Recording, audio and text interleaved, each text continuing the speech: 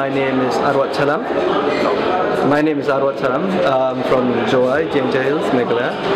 I basically do what I do is sort of inform people, let people know about the problems that we have in terms of mining and environmental problems in our district mostly.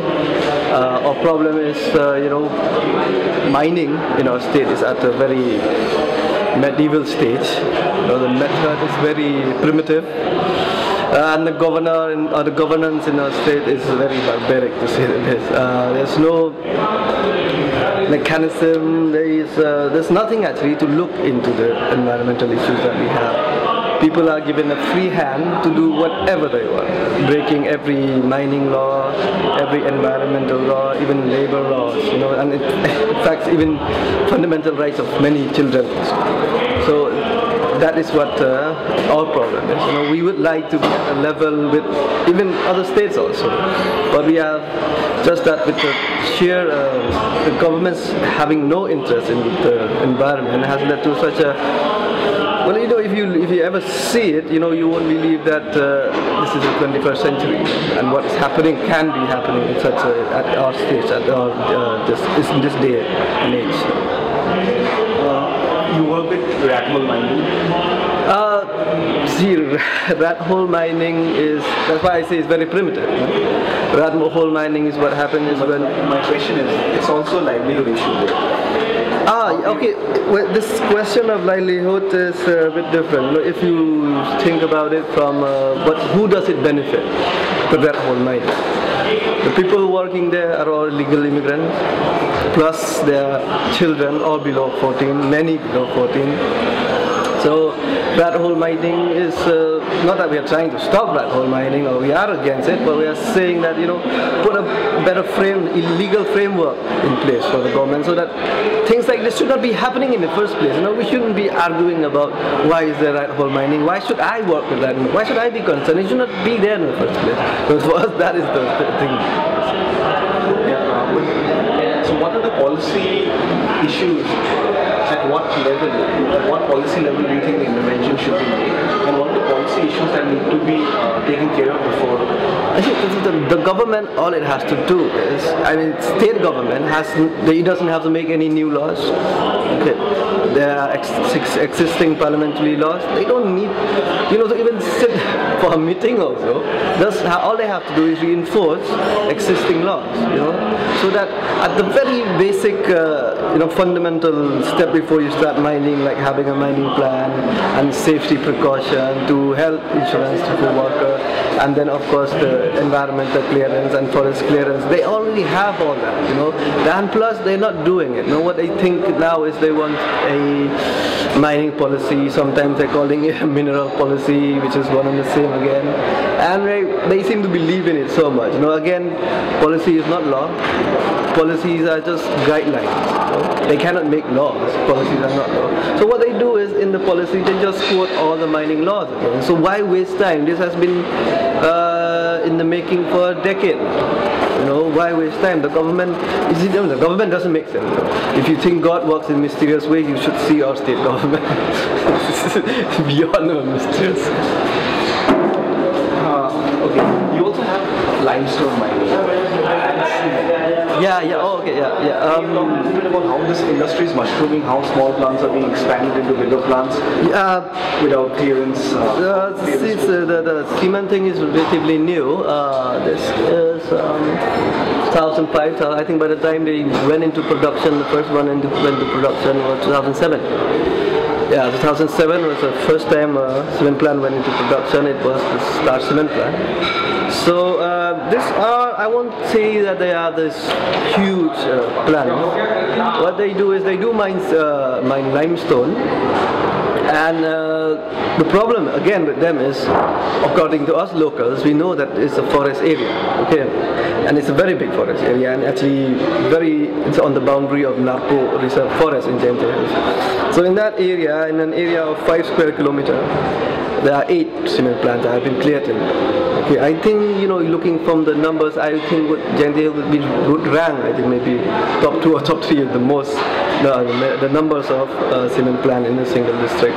So this cement plant, what they do is, since our government is not in tune with state trends and even national trends when it comes to environment, they simply blindly clearing everything. And then when it comes to the forest issue, or district council, the autonomous district council in Jaintia Hills, they also are not very clear how to define forest. As you can see, I mean, the district council is a very redundant kind of institute. They don't have expertise in environment, so they go around saying that, okay, the land where cement plants are going to be set up is their jurisdiction. Okay, so then when they decide to do a joint inspection or inspection whether to declare it as a forest area or not forest area, if the state government says forest area but the district council says in our record it's not forest, so there's a huge overlapping. And even though the state has more power than the district council, but the state usually sometimes give in to the district council. But what has happened is, from our finding from the RTIs we have filed, the state government is saying that they have never given forest clearance under FCA to any of the cement plants. Now the question now arises, how are they functioning? How are they getting clearance? When even, I mean, they have to declare at least that, okay, on the forest FCA there's no forest. Even under FCA it's not being granted. So we don't know how and where, and I mean, how is it possible in the first place? I mean, the state forest law also, I don't think they can actually give clearance to industries like cement. So and then of course the lease they take also is always less than 5 hectares. You'll find it very funny. It's 4.5, 4.6. One cement plant has 3 leases. So if you combine them together, there's more than 5 hectares. So that's what they do. And but recently in Jaintia Hills, Lafarge also tried to come. And Lafarge, it's a big company. It asks for 500 straight out. He wants 500 hectares. But the people there opposed, saying that the mining area where they wanted to mine is all farmlands. So in this particular area where they mine, that is probably the last place where you'll find community-owned land in Jaintia Hills. So there,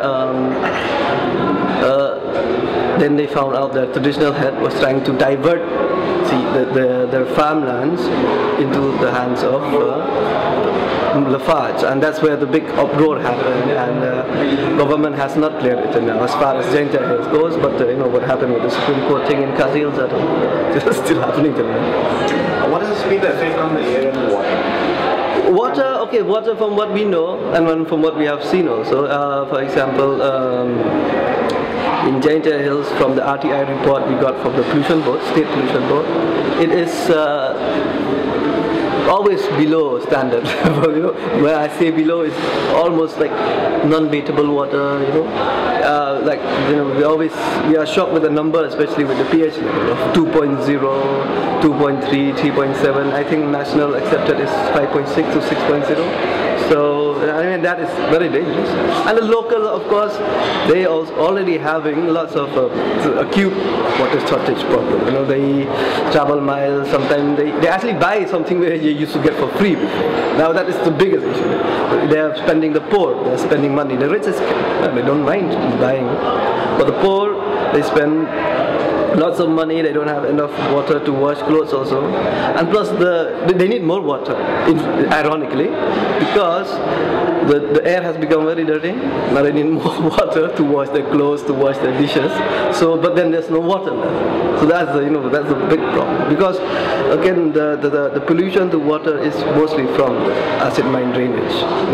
That hole in the winter when it rains, it gets filled up, and it drains again back into the river. The locals themselves drain the water back into the river, which again causes the high acidity thing, because the coal in Meghalaya has up to 10%, which is the content is sulfur. So that itself, reacts with water, turns to sulfuric acid. So this is a massive problem actually. Even underground water is actually polluted, not just river, because of the mines.